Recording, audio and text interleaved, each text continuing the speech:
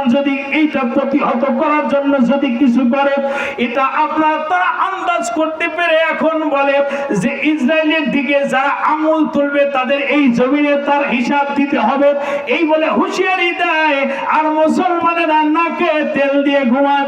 আমার মুসলমান ভাইরা, একটা ঘন্টা সময় লাগবে না, চতুর্দিকে যত মুসলমান কান্ট্রি রয়েছে যদি একটা ঘন্টা যদি সকলে মরিয়া হয়ে পড়ে আল্লাহর দ্বীন কায়েম করার জন্য, মাজলুমানের পাশে দাঁড়ানোর জন্য যদি একটা ঘন্টা যদি সকলেই যদি এক হয়ে যায়, ইসরায়েলকে আপনার মাটির সঙ্গে মিশাইতে মুসলমান দেশগুলোর এক ঘন্টাও সময় লাগবে না ইসরায়েলকে মাটির সঙ্গে মিশাইতে পারে।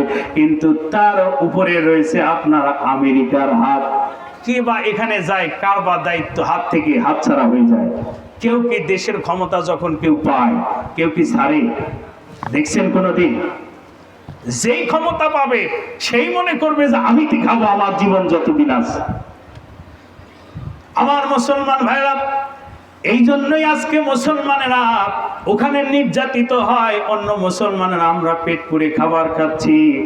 আর ফিলিস্তিনের মুসলমান ছোট ছোট বাচ্চাগুলো হাতে প্লেট নিয়ে মানুষের দ্বারে দ্বারে আহারে আহাজারি করে খাবারের জন্য।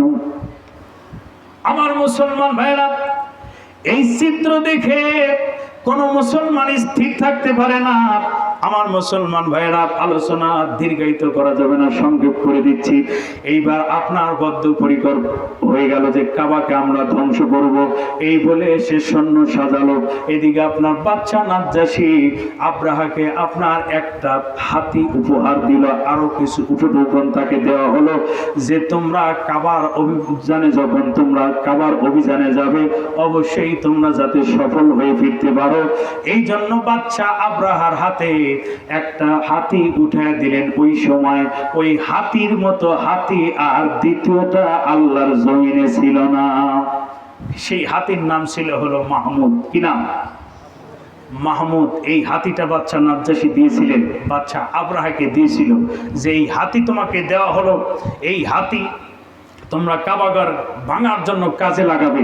বাচ্চা আব্রাহা এই হাতির সঙ্গে, তাফসিরের মধ্যে এসেছে 8টা অথবা আরো 12টা হাতি একত্রিত করে কাবা ঘরের দেয়ালের সাথে শিকল আটকাবে এবং হাতির গলায় পেঁচা দিয়ে হাতিকে শোয়ার দেবে। হাতি সবগুলো একদিকে রওনা দেবে, কাবা ঘরের দেয়ালগুলো ধসে যাবে। এটা হলো তার পরিকল্পনা।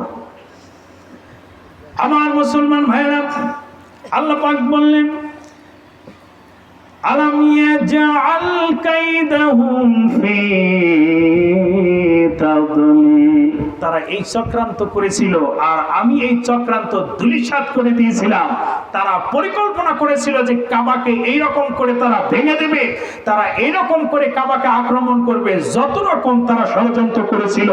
আল্লাহ পাক বললেন আমি তাদের সকল ষড়যন্ত্র আমি আল্লাহ পাক ধূলিসাৎ করে দিয়েছি, কোনো ষড়যন্ত্র কাজে লাগা নাই। জোরে বলেন সুবহানাল্লাহ। আল্লাহ পাক বলেন আলাম ইয়াজআল কাইদাহুম, তাদের সকল কায়দা সকল ষড়যন্ত্র আমি দুনিয়ার জমিনে ধ্বংস করে দিয়েছি, কোনো ষড়যন্ত্রই তাদের কাজে লাগে নাই। আমার কাবা ঘরকে তারা কি ছুঁইতেও পারে নাই। জোরে বলেন সুবহানাল্লাহ।